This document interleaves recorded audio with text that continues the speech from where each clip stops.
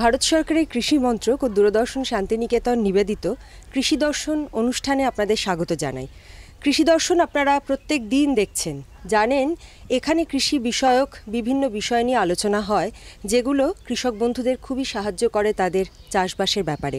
আমাদের সঙ্গে থাকেন কৃষি বিশেষজ্ঞরা, যাদের অভিজ্ঞ মতামত কৃষক বন্ধুদের খুবই সাহায্য করছে। এবং প্রত্যেক দিন আপনারা থাকেন আমাদের সঙ্গে বিভিন্ন বিষয় নিয়ে যে আলোচনা হয় সেগুলো শোনার জন্যে। আজ আমরা বেগুন নিয়ে আলোচনা করব। বেগুন চাষ নিয়ে যিনি বলবেন, কৃষি বিশেষজ্ঞ হিসেবে আছেন আমাদের সঙ্গে ডক্টর আব্দুস সালাম, সহ কৃষি অধিকর্তা, বিষয়বস্তু বোলপুর। নমস্কার। বেগুনের তো সাংঘাতিক দাম, অন্যান্য সবজিরও দাম, কিন্তু যেহেতু বেগুন নিয়ে আলোচনা করছি সেজন্য বেগুন নিয়ে একটু জানতে চাই যে এত দাম, তাহলে নিশ্চয়ই কৃষক বন্ধুরা এই চাষ করে অনেকটাই লাভবান হবেন। হ্যাঁ, অবশ্যই দাম পেলে চাষিদের লাভ তো ভালোই হবে, আর দাম না পেলে চাষিদের ক্ষতির সম্ভাবনা বেশি। তা যাই হোক, এবছর দামটা খুবই ভালো আছে, মানে খুব বেশি মাত্রায় আছে। ক্রেতাদের পক্ষে খুবই হয়তো কষ্টের, কিন্তু যারা চাষ করছেন বা ব্যবসা করছেন তাদের পক্ষে বেশ লাভজনক চাষ। সবজি চাষ শুধু বেগুন না, সব ক্ষেত্রেই লাভজনক। তো এই বছর বেগুন চাষটা খুবই লাভদায়ক চাষ। কি ধরনের জাত লাগানো ভালো? বিভিন্ন ধরনের জাত আছে, মুক্তকেশী জাত আছে, পুষা পার্পল ক্লাস্টার আছে, পুষা পার্পল লং আছে, বেনারস লং আছে, কিছু দেশি মাকড়া জাতের বেগুন আছে, আরও দেশি স্থানীয় কিছু জাত থাকে যেগুলো খুবই ভালো। কেউ লম্বা, কেউ বেঁটে, কেউ গোল ইত্যাদি টাইপের বেগুন আছে। এবং শীতকালে, গ্রীষ্মকালে বেগুন চাষ করা যায়। সারা বছরই করা যায়? সারা বছরই বেগুন চাষ করা যাবে, তবে শীতকালে ফলন বেশি হয়। আর বেগুন চাষ শুরু করবার আগে কি প্রাথমিকভাবে প্রস্তুতি নিতে হবে? বেগুন চাষ শুরু করার আগে প্রাথমিক হচ্ছে আমি কি জাতের বেগুন চাষ করব, সেই ভালো জায়গা থেকে বীজ সংগ্রহ করতে হবে। এবং যে জমিতে আমি বেগুন চাষ করব সেই জমিটাতে যেন যথেষ্ট পরিমাণ জৈব সার দেওয়া থাকে, এবং মাটি পরীক্ষা করে সার দেওয়া দরকার আছে। এবং বীজ লাগাবার আগে কিন্তু বীজকে অবশ্যই শোধন করতে হবে, এবং বীজতলায় চারা যখন দুপাতা ছাড়বে তখন বীজতলাকে শোধন করতে হবে, এবং চারা তোলার 7 দিন আগেও কিন্তু চারা শোধন করতে হবে। এইগুলো যদি আমরা ঠিকমতো করি তাহলে কিন্তু আমাদের রোগে বা গোড়া পচা বিভিন্ন কারণে যে রোগ পোকার আক্রমণে যেটা আমাদের বেগুনের চাষের ক্ষতি হয়, সেটা কিন্তু সম্ভাবনা অনেকখানি কমে যাবে। এই জন্য প্রাথমিকভাবে আমাদেরকে কিন্তু এদিকে খেয়াল রাখতে হবে যাতে আমি ভালো বীজ সংগ্রহ করতে পারি এবং সেই বীজটাকে সুস্থ সবল চারা আকারে বার করতে পারি। কারণ সুস্থ সবল চারাটাই হচ্ছে কিন্তু একটা ভালো গাছ তৈরির প্রাথমিক ধাপ। ভালো গাছ হলেই ভালো শাখা প্রশাখা হবে এবং ভালো ফুল দেবে এবং সেই মতো ফল দেবে, এবং মাঝে রোগ পোকা এলে কিন্তু প্রতিরোধ ব্যবস্থা করতে হবে। কিভাবে লাগাতে হবে? প্রথমে বলি যে সাধারণত এখানে দোআঁশ মাটি হলে ভালো। সবজি চাষ দোআঁশ মাটির পক্ষেই ভালো। বেলে মাটি, দোআঁশ মাটি, পলি সমৃদ্ধ মাটি বা জৈব সার সমৃদ্ধ যে কোনো মাটিতেই কিন্তু চাষ করা যাবে, যদি তার মানে সেচের সুবিধা প্লাস জল বের করার সুবিধা, ড্রেনের সুবিধা থাকে। অতিরিক্ত জল যেন জমিতে জমে না যায়, জল জমে গেলে কিন্তু গোড়া পচা রোগ হবে, এই দিকটা খেয়াল রাখতে হবে। এইরকম একটা জমি নির্বাচন করা দরকার যেখানে আমাদের দোআঁশ, বেলে দোআঁশ মাটি আছে, তার জল নিকাশি ব্যবস্থাপনা ভালো, এবং সেই মাটিকে যথেষ্ট পরিমাণ জৈব সার বিঘা প্রতি সাধারণত 2 থেকে 2.5 টন দিতে পারলে ভালো, বা বড় ট্রাক্টরের 1 ট্রাক্টর দেওয়া দরকার কমপক্ষে, দিলে কিন্তু আমাদের জৈব সারটা দেওয়া হবে ঠিকমতো। এবং তাকে মাটিকে ঝুরঝুরে করে চাষ দিতে হবে, এবং মাটির গঠন যেন ভালো হয়, এবং তো গঠন বলতে মাটিটা ঝুরঝুরে হয়। তারপরে আমাকে নির্দিষ্ট দূরে লাগাতে হবে। চারা যখন তৈরি হবে, সাধারণত 1 মাস বয়সের চারা কি 35 দিনের চারা লাগানো হয়, এবং সেই চারাকে আমাদের 90 সেন্টিমিটার অর্থাৎ 3 ফুট বা 2 থেকে 2.5 ফুট, মানে লাইন থেকে লাইনের দূরত্ব হবে 3 ফুট, আর একটা গাছ থেকে একটা গাছের দূরত্ব হবে 2 থেকে 2.5 ফুট। তাহলে এই দূরত্বে কিন্তু গাছ রোপণ করতে হবে।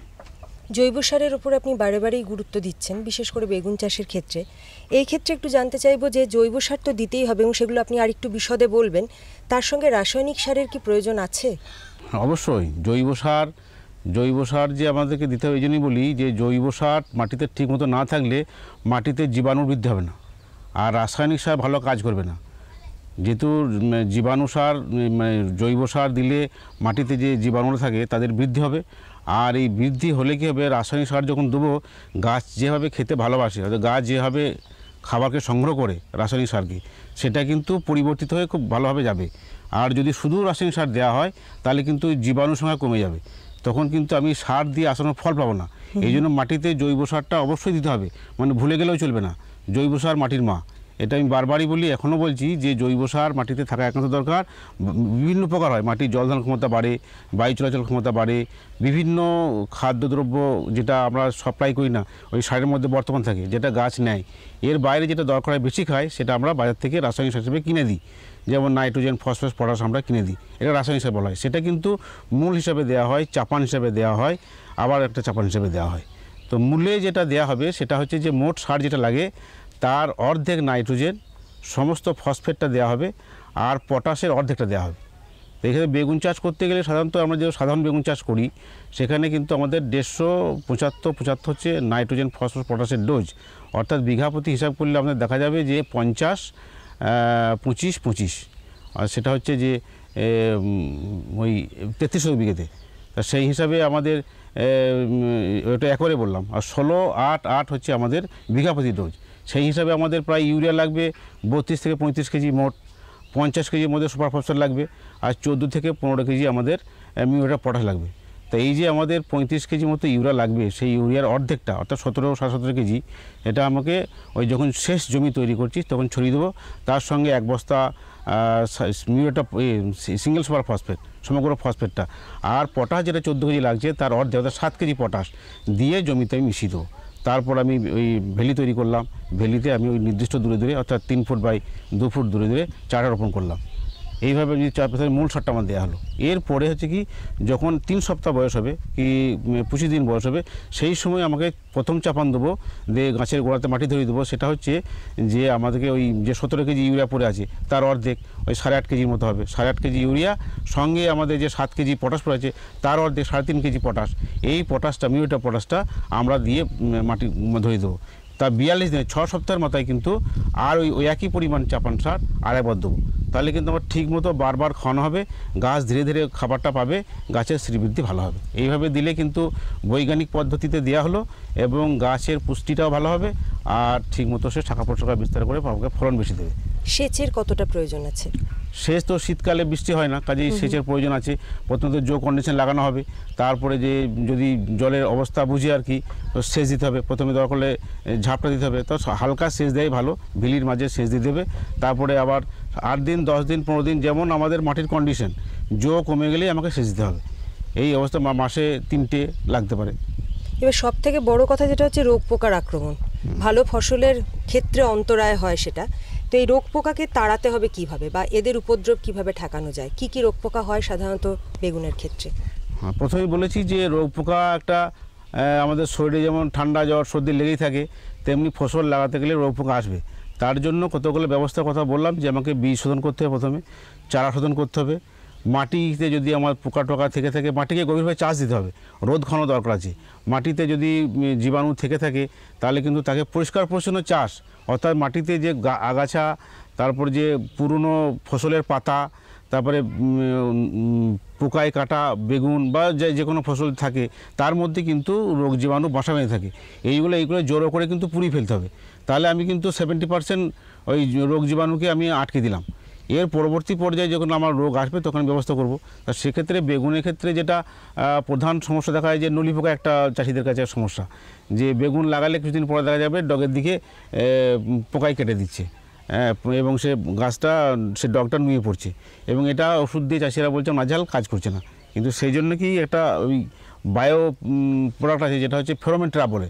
ফেরোমন ট্র্যাপে হয় কি, যে বিঘেতে 3-4টে করে যদি ফেরোমন ট্র্যাপ দেওয়া হয় এবং তাতে একটা লিওর পাওয়া যায়, সেটা হচ্ছে ওই লিওরটাতে দেওয়া থাকে যে স্ত্রী মথের যে তার যে আকর্ষণ করার জন্য যে হরমোন, সেই হরমোনের তার দেওয়া থাকে। তাতে পুরুষ পোকাটা আকর্ষণ সেটা আসে, এবং ওখানে যে আমাদের নেটটা দেওয়া থাকে সেই নেটে ধরা পড়ে যায়। সেক্ষেত্রে পুরুষ পোকাগুলো আবদ্ধ হয়ে গেলে কী হবে, ওদের আর মিলন হবে না, তার ফলে কিন্তু বংশবৃদ্ধিটা বন্ধ হবে। এটা যদি করতে পারি তাহলে কিন্তু আমাদের অনেকখানি উপকার হবে। এর বাইরেও যদি দেখা যায় সেটা করতে পারলাম না, পোকা লাগছে, সেক্ষেত্রে আমাদের প্রথম দিক থেকে যদি আমরা নিম তেল 3 থেকে 4 ml প্রতি লিটার জলে গুলে স্প্রে করি, অনেকখানি কাজ হবে। আর কেলনান বলে একটা ওষুধ পাওয়া যায়, কার্টাপ হাইড্রোক্লোরাইড, কার্বোসালফান বলে পাওয়া যায়। এই ধরনের ওষুধ ঘুরিয়ে ফিরিয়ে, মানে একই ওষুধ বারবার দেবো না, একটা ওষুধ এইবার দেবো, পরের বার অন্য ওষুধ দেবো। এইভাবে যদি আমরা প্রয়োগ করি নির্দিষ্ট ডোজে, নির্দিষ্ট জলে, অর্থাৎ যদি কার্টাপ হাইড্রোক্লোরাইড দেওয়া হয় সেক্ষেত্রে 1 গ্রাম প্রতি লিটার জলে গুলি স্প্রে করতে হবে। বিঘা প্রতি 6 ড্রাম জল লাগবে। এবং এটা যখন গাছ বড় হবে তার পরিমাণটা কিন্তু বাড়াতে হবে, যাতে সমগ্র গাছটা ভেঙে যায়, তাহলে কিন্তু এটা কাজ হবে। এটা নলি পোকা গেল। এরপরে যেটা আছে যে ফল ছিদ্রকারী পোকা যেটা হয়, সেটা কি ওই যে ফল যখন ধরতে শুরু করবে তখন সেই ফলে ফুটো হয়ে যাবে। হ্যাঁ, সেই ক্ষেত্রে আমাদের স্পিনোস্যাট বলে একটা বাজারে পাওয়া যায়, সেটা কিন্তু আমাদের যদি প্রয়োগ করি তাতে কিন্তু আমাদের ভালো কাজ হবে। এটা একটা আমাদের হচ্ছে ফল ছিদ্রকারী পোকা।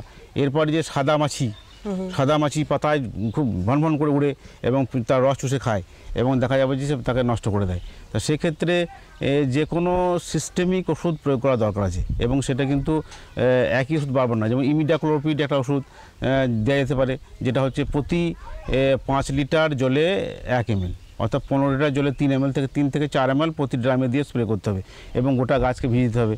এবং তারপরে অ্যাসিফেট বলে একটা ওষুধ আছে বাজারে, সেটাকেও দেওয়া যেতে পারে। 1 গ্রাম প্রতি লিটার জলে এগুলো স্প্রে করতে হবে। এইভাবে যদি প্রয়োগ করি তাহলে কিন্তু আমাদের এই যে শোষক পোকা যেটা, এটা কিন্তু মানে মাছি, যেটা সাদা মাছি শুষে খায়, সেটা কিন্তু চলে যাবে এবং অন্য শোষক পোকারা কিন্তু চলে যাবে। আর রোগের ক্ষেত্রে কি কি রোগ সাধারণত দেখা যায়? রোগ বর্ষাকালের থেকে শীতকালে রোগটা কম। বর্ষাকালে জল বেশি থাকে, গোড়া পচা রোগ বেশি হয়, কিন্তু শীতকালে সে তুলনায় যদি আমরা ঠিকমতো করি তা অত হবে না। প্রথমে চারা যখন লাগাবো, চারাকে শোধন করে লাগাবো। শোধনটা কি, যে কার্বেন্ডাজিম প্লাস ডাইথেনিয়াম 45-এর মিশ্রণ যেটা পাওয়া যায়, সেটা হচ্ছে যে 2 গ্রাম প্রতি লিটার জলে গুলে লিকুইড দ্রবণ তৈরি করবো। তার মাঝে কিন্তু ওই শেকড়টা শুধু ডুবিয়ে নেবো, তারপরে ঝেড়ে এনে ছায়া শুকিয়ে নেবো।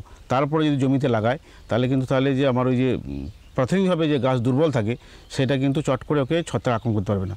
গোড়া পচা রোগ যেটা হয় সেটা চট করে হবে না। এর পরবর্তী পরে যখন সেচ দেবো, আমার খেয়াল রাখতে হবে যে আমার গাছের গোড়ায় কোনো পচা দাগ আসছে কিনা। যদি আসে তাহলে যে ওষুধটি বললাম, এই ওষুধের মিশ্রণটা ওই গাছের গোড়াতে খুব ভালো করে স্প্রে করে দিতে হবে, যাতে একটু বেয়ে গোড়া বেয়ে পড়ে। তাহলে কিন্তু নিয়মিত যদি আমরা এটা করি, অল্প ওষুধ খরচ করে কিন্তু আমি কিন্তু এই রোগটাকে আটকে দিতে পারবো। তাহলে আমার ওই গাছ নষ্ট হবে না। আর গাছ নষ্ট হবে না আমার কয়েক কেজি বেগুন নষ্ট হওয়া, তাহলে একটা গাছকে বাঁচাতে পারলে আমি কয়েক কেজি বেগুন পাবো বেশি। এটা খেয়াল নেই কিন্তু আমাকে রাখতে হবে। এর বাইরে যেটা হয় যে ফলের রোগ হয়, ফমোপসিস ডিজিজ হয়, যেটা হচ্ছে ফলে গায়ে পচা দাগ হয় এবং সেটা একটা বাদামি রঙের, তার সাথে কালচে হয়ে যায় এবং গোটা ফলটাই পচে যায়। এটা একটা ছত্রাক ঘটিত রোগ। তো এটা যদি এসেই যায় 2-1 জায়গায়, সেই যে পচা ফলটাকে কিন্তু আমি তুলে নষ্ট করে দেবো বা মাটিতে পুঁতে দেবো। এবং যদি 2-1 ফল দেখা যাচ্ছে, তখন আমি কিন্তু ব্যাভিস্টিন অর্থাৎ কার্বানডিজিম জাতীয় ওষুধ 1 গ্রাম প্রতি লিটার জলে গুলে ভালো করে স্প্রে করে দেবো, যাতে গোটা গাছ ভেঙে যায়, বেগুন ভেঙে যায়। তাহলে কিন্তু আমার ওই রোগটি অনেকখানি চেক হয়ে যাবে।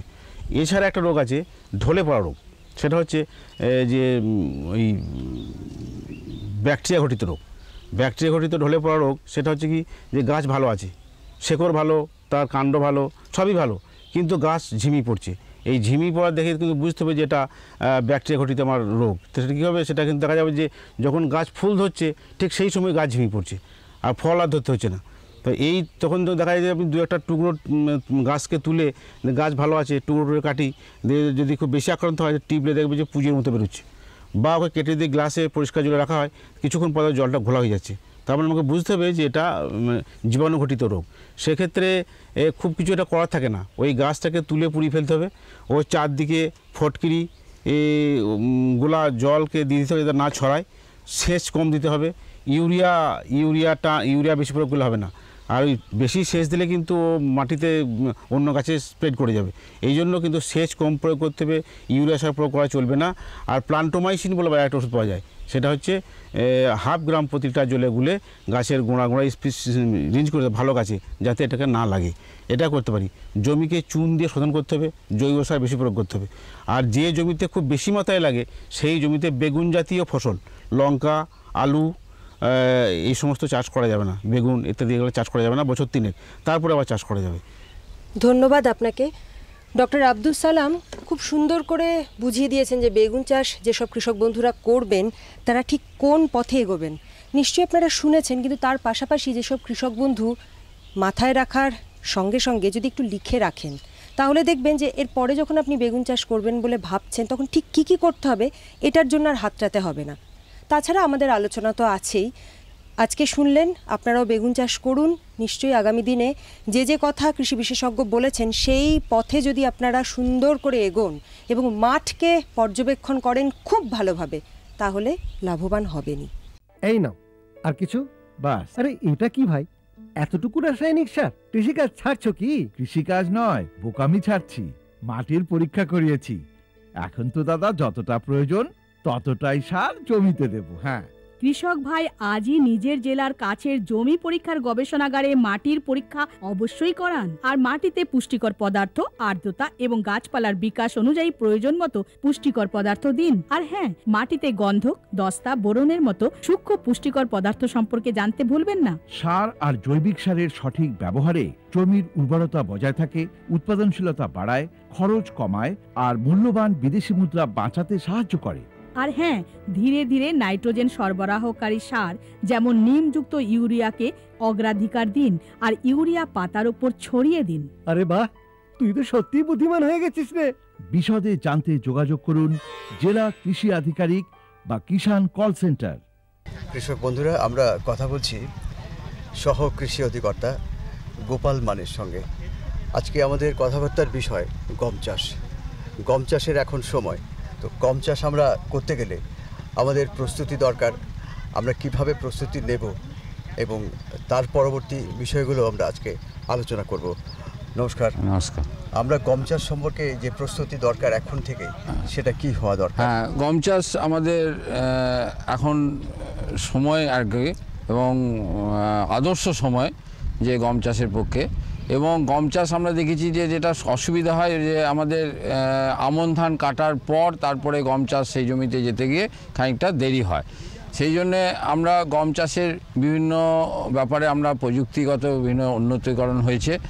গম চাষের জন্যে আপনাকে ঠিক করে নিতে হবে উপযুক্ত যে সমস্ত জাত আছে, সেই সমস্ত জাতগুলোর মধ্যে ইউপি 262 আছে, পিপিডব্লিউ 343 আছে, দেবা আছে, রাজলক্ষ্মী আছে, সোনালী আছে, সোনা আছে, হ্যাঁ, এরকম বিভিন্ন রকম জাত আছে। যে জাতগুলো আপনি পাবেন সেই জাতগুলো আপনাকে ঠিক করে নিতে হবে।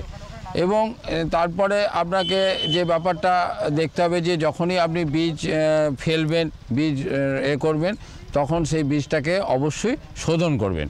কারণ গম চাষের জন্য যেটা খুব অসুবিধা হয় সেটা হচ্ছে কালো ভুসা যেটা হয়ে যায়, শীষগুলো নষ্ট হয়ে যায়। সেই জন্যে তার জন্যে আপনাকে ভিটাভ্যাক্স পাওয়ার যেটা রয়েছে, সেই ভিটাভ্যাক্স পাওয়ার দিয়ে আপনার 1.5 থেকে 2 গ্রাম প্রতি কেজি বীজের জন্য বীজটার সঙ্গে মাখিয়ে নিয়ে বীজ শোধন করে বীজটা ফেলতে হবে। এবার বীজের জমিতে জো আসার ব্যাপার থাকে। জো আসার জন্যে আপনাকে দেখা যায় যে আমনের পরেই আমাদেরকে বোনা করতে হয়, এবং সেখানে জো আসার পর আবার দেরি হয়ে গেলে সেখানে সমস্যা হতে পারে। সেই জন্য আমরা চাই যে আমনের সঙ্গে সঙ্গে আমন ধান কাটার পরেই যাতে বীজটা বোনা যায়। এক্ষেত্রে আপনারা জানেন চাষিভাইরা, আমাদের প্রযুক্তিগতভাবে জিরো টিলেজ মেশিন আছে। জিরো মানে হচ্ছে বিনা কর্ষণে আমরা গম চাষ করতে পারি। সেখানে দেখা যায় যে সময় বাঁচানো যায় এবং গমের গাছের দৃঢ়তা থাকে, সার একসঙ্গে জমিতে প্রয়োগ করা যায়, সেচের পরিমাণ অনেকটা কম হয়। এছাড়া আমরা লাইনে করে বা ছিটিয়ে গম বুনতে পারি। সেখানে বীজের হার আমার 15 থেকে 15 কিলোর মতো বিঘেতে। তারপরেই আমার চলে আসে সেচের ব্যাপার। সেচের সার আমরা জমিতে অবশ্যই আমাদের দিতে হবে, এবং যথেষ্ট পরিমাণ জৈব সার যদি দেওয়া যায় ভালো হয়। এছাড়া সারের ক্ষেত্রে আমরা নাইট্রোজেন, পটাশ এবং ফসফেট যে সমস্ত সার রয়েছে সেই সারগুলো প্রয়োগ করতে হবে। সেই দেখা যায় যে বিঘেতে আমার মোটামুটি 13 থেকে 15 কিলোর মতো যদি ইউরিয়া এবং 7-8 কিলোর মতো যদি সুপার ফসফেট এবং 7-8 কিলোর মতো যদি আপনার পটাশ প্রয়োগ করা যায়, সব থেকে ভালো হয়। এবং গমের ক্ষেত্রে আপনি যেটা জিরো টিলেজের প্রসঙ্গটা আনলেন, তো জিরো টিলেজের ক্ষেত্রে সাধারণভাবে আমরা যে বুনে ছিটিয়ে চাষ করি, তার সঙ্গে একটু তুলনামূলক বিচারে জিরো টিলেজ মেশিনে যেটা সুবিধা, জিরো টিলেজে যেটা বিনা কর্ষণে গম চাষ আমরা বলছি, সেটা প্রথমত হচ্ছে আমন ধান কাটার পরেই ওই জমিতে কোনো চাষ না দিয়ে গম আমরা বুনতে পারি, 1 নম্বর। 2 নম্বর হচ্ছে এইভাবে যদি গম বোনা হয় তাহলে মেশিনের সাহায্যে খুব কম সময়ে 45 মিনিট থেকে 1 ঘন্টার মধ্যে 1 একর জমি আমার গম চাষ করে নিতে পারি। আবার এর ফলে যেটা হচ্ছে সেচের পরিমাণ আমার কম লাগে। সার একসঙ্গে, বীজ এবং সার একসঙ্গে মেশিনের দ্বারা ঠিক গভীরতায় বীজ ফেলা যায় বলে দেখা যায় যে আমার গাছগুলো পরবর্তী ক্ষেত্রে যখন গমটা কাটার মতো অবস্থায় আসে তখন ঝড় বৃষ্টি যেটা হয় তাতে পড়ে যাওয়ার সম্ভাবনা কম থাকে। এছাড়া সেচের পরিমাণ অনেকটাই পরিমাণ কমানো যায়। হ্যাঁ, এই সমস্ত সুবিধেগুলো আমার এই বিনা কর্ষণ গম চাষ বা জিরো টিলেজের সাহায্যে আমি করে নিতে পারি। আচ্ছা, এই যে জিরো টিলেজের মেশিনটা কীরকম? জিরো টিলেজের মেশিন বিভিন্ন রকম হয়, কোনোটায় 9টা করে বোনা যায়, কোনোটার ক্ষেত্রে 12টা করে বোনা যায়। এবং কৃষি দপ্তরের যে সমস্ত আছে আমাদের অফিস করণগুলো আছে সেখানে আপনারা এই জিরো টিলেজ মেশিন পাবেন। এছাড়া যেটা বলছিলাম যে সারের ব্যাপার এবং সেচের ব্যাপার, সার এবং সেচ ব্যাপারটা হচ্ছে গম চাষের জন্য কম লাগে এবং তুলনামূলক বড় ধানে যেমন বেশি লাগে সেই তুলনায় আমরা গম চাষ বলতে বলি। গম চাষে সেই সুবিধা দেখুন যে 1 বিঘে যদি ধান চাষ করতে গেলে আপনার যে পরিমাণ জল লাগবে সেই জলেতেই আপনি 4 বিঘে পর্যন্ত গম চাষ করে নিতে পারবেন। এবং সেচের মূল সেচ যেটা হচ্ছে যখন মুকুট শিকড় বেরোয় সেটা হচ্ছে বোনার প্রায় 20 থেকে 21 দিনের মাথায় মুকুট শিকড় বেরোয় এবং সেই শিকড়ের ওপর নির্ভর করেই কিন্তু সমস্ত ব্যাপারটা হয়, মানে সেই শিকড়টাই আসল শিকড় হয় এবং সেই কতটা খাবার নেবে, কতটা তা থেকে পাশকাঠি বেরোবে সব কিছুই কিন্তু তার উপর নির্ভর করে। সেই জন্য পোকার ক্ষেত্রে কী করবে? এবং না বলি আর কি যে মূল শিকড়ের সময় অবশ্যই সেচ দিতে হবে এবং মূল শিকড়ের সময় মূল শিকড়টা যখন বেরোচ্ছে তখন একটা চাপান দিতে হবে আর 40-45 দিনে আর একটা চাপান দিতে হবে। এবং সারের ক্ষেত্রে আরেকটু যেটা সমস্যা হয় যেটা খানিকটা জিঙ্কের অভাব ঘটিত রোগ দেখা যায়, জিঙ্ক অভাব দেখা যায় বোরন এবং মলিবডেনামের জন্য গমের কিন্তু দানা পুষ্ট হয় না। সেক্ষেত্রে আমরা বলছি যে জিঙ্ক অন্তত স্প্রে করুন, জিলেটের জিঙ্ক স্প্রে করুন, হ্যাঁ, 1/2 গ্রাম করে প্রতি লিটার জলে, বোরন 1 গ্রাম করে প্রতি লিটার জলে এবং মলিবডেনাম হচ্ছে 1/2 গ্রাম করে প্রতি লিটার জলে স্প্রে করুন। এছাড়া হচ্ছে যে রোগ আর পোকার ব্যাপারে আপনার খুব বেশি পোকার উপদ্রব গমে কিন্তু হয় না, যেটা কিছু কিছু হয় আপনার গমে দেখবেন শীষ কুঁকড়ে যাচ্ছে, এটা হচ্ছে এক ধরনের মাটিতে নিমাটোডের প্রবলেম হলে হয় এবং তার জন্যে ভালো হচ্ছে যে বীজটাকে ভালো করে শোধন করে নেওয়া। বীজটাকে যদি লবণ জলের মাধ্যমে আমরা বেছে নিতে পারি, লবণ জল করে নিয়ে বেছে নিতে পারি তাহলে দেখা যায় যে তাতে সুবিধা হয়, বা যদি নিম খোল জাতীয় ব্যবহার করতে পারি তাহলে কিন্তু তাতে সুবিধা হয়। আর একটা রোগ যেটা খুব মারাত্মক রোগ সেটা হচ্ছে আপনার গমের শীষ কালো হয়ে যাওয়া, ভুসা রোগ যেটা বলি। এবং ভুসা রোগের জন্য আমরা বারবার চাষি ভাইদের বলছি বা চাষি ভাইরা যেটা করবেন সেটা হচ্ছে আপনার বীজটাকে শোধন করবেন, যে ভিটাভ্যাক্স পাওয়ার 1.5 থেকে 2 গ্রাম প্রতি কেজি বীজের জন্য মিশিয়ে অবশ্যই সেটাকে শোধন করবেন। এবং এছাড়া যদি আপনার গমের জমিতে দেখেন ভুসা রোগ হয়েছে তাহলে ভিজে চট দিয়ে সেই ভুসাগুলোকে অবশ্যই ছড়িয়ে পড়ার আগে তুলে নিতে হবে, না হলে দেখা যাবে যে সেটা ছড়িয়ে পড়লে পরবর্তী ক্ষেত্রে বিভিন্ন এতে ছড়িয়ে পড়ার সম্ভাবনা থাকে আরও বেশি। আর একটা চাষি ভাইদের বলবো যে জমিতে একটাও ভুসা রোগ দেখা গেছে সেই জমির বীজ যেন পরবর্তী ক্ষেত্রে ব্যবহার না করা হয়, কারণ ওর যদি একবার একটা ভুসা রোগের শীষও দেখা যায় তাহলে সেই জমির বীজ যদি পরবর্তী ক্ষেত্রে তাহলে পরবর্তী ক্ষেত্রে রোগের প্রাদুর্ভাব ভীষণভাবে বেড়ে যাবে। আচ্ছা, আবহাওয়ার সম্পর্ক কতটুকু গম চাষে? হ্যাঁ, গম চাষে তো অবশ্যই আবহাওয়ার সঙ্গে সম্পর্কিত, যে কারণে আমরা এই যে জাতগুলো বললাম, যে ইউপি 262, পিপিডব্লিউ 343, পিপিডব্লিউ 443, দেবা, রাজলক্ষ্মী, এই সমস্ত সোনালিকা, গঙ্গা, এই সমস্ত যে জাতগুলো সেগুলো এখানকারও উপযুক্ত। কারণ শীত জাস্ট আমরা যেটা সাধারণ ভাষায় বলি যে নারকেল তেল যখন জমতে থাকবে তখনই হচ্ছে গম বোনার জন্য উপযুক্ত সময়, এবং সেইটা আপনার যত শীতটা বাড়তে থাকবে ততই তার পাশকাঠি বাড়বে। আবার যখন শীষ থেকে ফুল আসবে পাকতে থাকবে তখন আবার আস্তে আস্তে টেম্পারেচারটা যদি বাড়তে থাকে তাহলে কিন্তু দেখা যায় যে গমের থেকে ভালো ফলন আশা করা যায়। এবং গত বছর এবং তার আগের বছর আমরা দেখেছি শীত ভালো থাকার জন্য কিন্তু একটা গমের ফলনের ভালো একটা প্রভাব পেয়েছে। শ্রী গোপাল মান সহ কৃষি অধিকর্তাকে আমাদের শান্তিনিকেতন দূরদর্শনের পক্ষ থেকে অনেক ধন্যবাদ। আর কৃষক বন্ধুরা, আপনারা শুনলেন গম চাষের ব্যাপারে। গম চাষ অত্যন্ত ভালো একটা চাষ, আমাদের এই জেলায় এখন ব্যাপক হারে দিন দিন বাড়ছে। আপনারা আজকের এই আলোচনা থেকে নিশ্চয়ই লাভবান হবেন। এমন অনেক মানুষ আছেন যারা কৃষিকাজ নিয়ে ভাবতে ভালোবাসেন, শুধু ভাবতে নয়, তাকে বাস্তবায়িতও করেন চমৎকারভাবে। সেরকমই একজন মানুষ বাহিরি পাঁচশোয়ার অন্তর্গত ওপরখোড়া গ্রামের অমল মণ্ডল, প্রগতিশীল কৃষক বন্ধু, যার সঙ্গে আমি কথা বলবো।